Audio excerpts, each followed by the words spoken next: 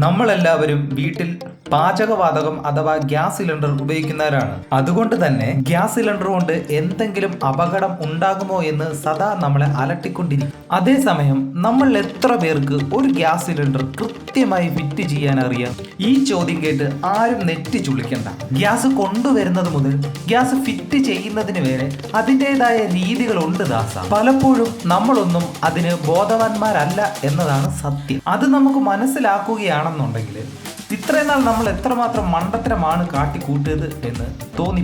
പാചകവാതകത്തിന് നിറമോ മണമോ ഇല്ല എന്ന് നമുക്ക് എത്ര പേർക്കറിയാം?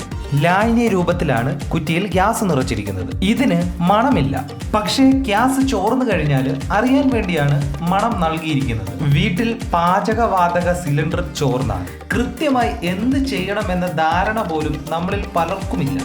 ഗ്യാസ് നൽകുന്ന കമ്പനികളും ഇതിനെക്കുറിച്ച് അവബോധം നൽകാറുമില്ല. ആദ്യമായി ഗ്യാസ് സിലിണ്ടർ വീട്ടിലേക്ക് കൊണ്ടുവരുമ്പോൾ അത് ചരിച്ചിടാനോ ഉരുട്ടിക്കൊണ്ടുവരുവാനോ പാടില്ല. അങ്ങനെ കൊണ്ടുവരികയാണെന്നുണ്ടെങ്കിൽ ദ്രവരൂപത്തിലുള്ള ഇന്ധനം പുറത്തേക്ക് ഒഴുകി വരുവാനുള്ള സാധ്യത വളരെ കൂടുതലാണ്. നമ്മളിൽ 99% ആൾക്കാരും ഈ തെറ്റ് ആവർത്തിക്കുന്നവർ തന്നെയാണ്. ഗ്യാസ് സിലിണ്ടർ എപ്പോഴും വീടുകളിൽ വായു സഞ്ചാരം ഉള്ളിടത്തെ വെക്കാം. അതായത് സൂര്യപ്രകാശം തട്ടാത്ത ഇടത്ത് വെക്കുന്നതാണ് സാരം എന്ന്. അല്ലെങ്കിൽ ചൂട് മൂലം സിലിണ്ടറിനുള്ളിലെ മർദ്ദം കൂടുകയും സ്ഫോടനത്തിന് ഇടയാവുകയും ചെയ്യും. ഒരിക്കലും സിലിണ്ടർ കുഴിയിലിറക്കി വെക്കുകയോ അടപ്പ് കൊണ്ട് അടച്ചു വെക്കുകയോ ചെയ്യരുത്.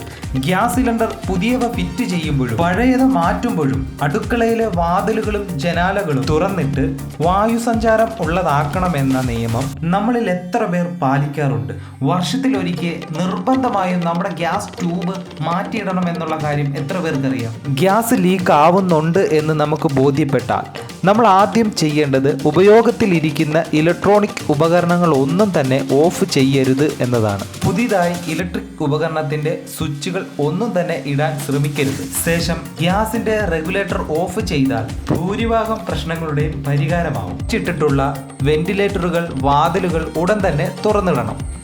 ഇനി ഗ്യാസ് കുറ്റിക്ക് തീ പിടിച്ചാലോ?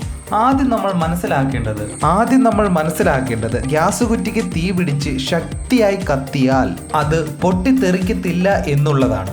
ലിക്വിഡ് പെട്രോളിയം പുറത്തു വന്ന് ഓക്സിജന്റെ സഹായത്തോടു കൂടിയാണ് കത്തുന്നത് എന്ന് നമ്മൾ മനസ്സിലാക്കണം. ചെറിയ തീ പടർന്നു കഴിഞ്ഞാൽ കട്ടിയുള്ള പുതപ്പോ ചാക്കോ വെള്ളത്തിൽ നനച്ച് കുറ്റിയുടെ മേളിലേക്ക് ഇട്ടുകൊടുത്താൽ തീ അണഞ്ഞു കിട്ടും. ഇങ്ങനെ ചെയ്ത് സിലിണ്ടർ തണുപ്പിച്ചതിന് ശേഷം സിലിണ്ടർ പരമാവധി ഉയർത്തി മാത്രമേ കൊണ്ടുപോകാൻ ശ്രമിക്കാമൂ.